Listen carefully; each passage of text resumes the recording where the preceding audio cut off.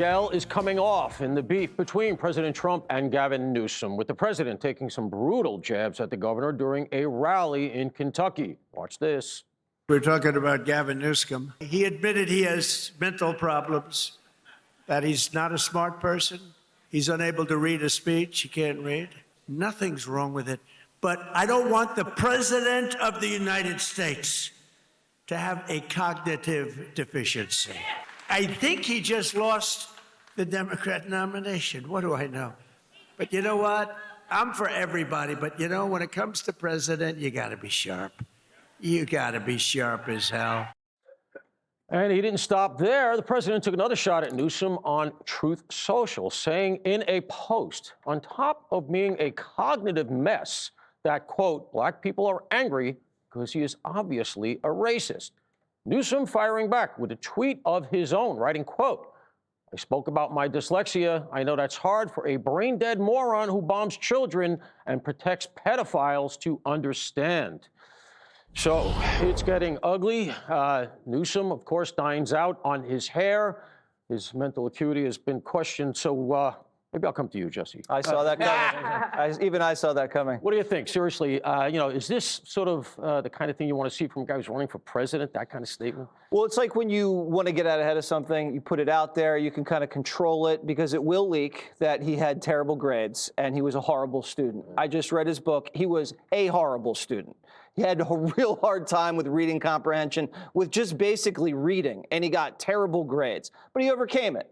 And that's kind of what's endearing about this book, is that the guy's lived a painful life, but he's a good storyteller because he's Irish, and talks about how, he gets out of college, he gets a little seed money from some family friends, and has grown a nice little wine and restaurant business, and then gets tapped by Willie to be on the board of supervisors, then runs for it, gets elected, and rises up through the machine politics in California to become governor. But besides gay marriage, he mentions nothing he's done for the people. I mean, there is nothing that he has done for the people of California besides gay marriage. You'd think he would have put something in the book to make people's lives better. So this is like, you open this thing, yeah, he's telegenic, he's personable, fine, have it. But this guy is a big, bright, shining warning sign. He is going to blow it if you give him power. He's not as dumb as Biden, but he's just as incompetent. Wow. That's my book review. You think you wrote it? It was really well written, so no. That's a no. Yeah. Jessica, is he a racist? No. I mean, we're still talking about when he was doing his book tour session with the mayor of Atlanta, Andre Dickens, who's also spoken about this. He was talking about his dyslexia. The crowd wasn't black either. People in the room, people who live in Georgia have confirmed it was a majority white crowd. He's not a racist. I don't think Donald Trump wants to be in a fight over who is more racist. I think all this stuff is beneath the office. And I get it that people see an appeal in Donald Trump that I have yet to discover myself. But I don't like it. I don't like the name calling at this level. I know it's just holding a mirror up to him, but like knee pads, et cetera.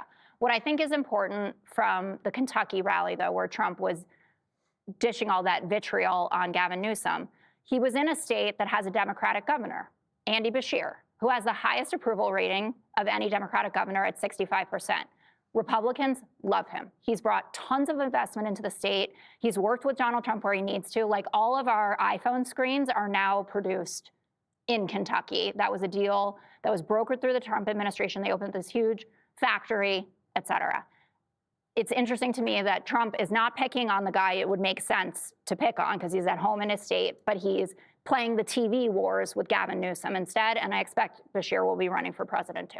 So one of the things Newsom's doing, obviously, is he's using the pulpit he has now, Dana, to start campaigning, right? He's apparently going to spend $19 million to change the image of California. When I was a kid, everybody wanted to move to California. The TV shows were there. Yeah, but also, like, I was thinking the other day, all those great songs about California were written at a different time. Oh, very different. You wouldn't write the California Dreamin' song now, right? And it's more like Nashville dreaming. That's what people are writing. This is the California of the Doors, the end. Yeah, back then, the used to be's. I think that what Gavin Newsom wants more than anything is for Donald Trump to keep talking about him.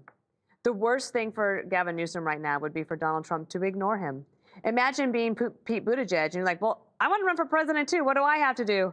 in order to get a little bit of Trump love, because every time Donald Trump talks about Gavin Newsom, it helps Gavin Newsom, and he knows it. Yeah, that's true. You have two sort of alpha males going at each other. Greg, take us home. What do you got? That reminds me of me and you. Trump was called a pedo protector by Gavin Newsom. I mean, talk about the black calling a pot a kettle. That was my dyslexic joke. answer, yes. All right. Literally, to quote Emily Campagno, Gavin Newsom protects pedophiles. Let's go to the Gregory Lee Vogel song, who kidnapped 5 children as young as 3, molested them, sentenced to 355 years to life, 23 counts. He's going to be let out on March 18th in California because of a bill signed into law by Gavin. Then we talked about David Allen Funston, who was almost released on February 26th, 16 counts of child rape. We brought it to the attention, right? Gavin Newsom didn't stop this from happening. That guy was going to be back on the street because of, elderly parole.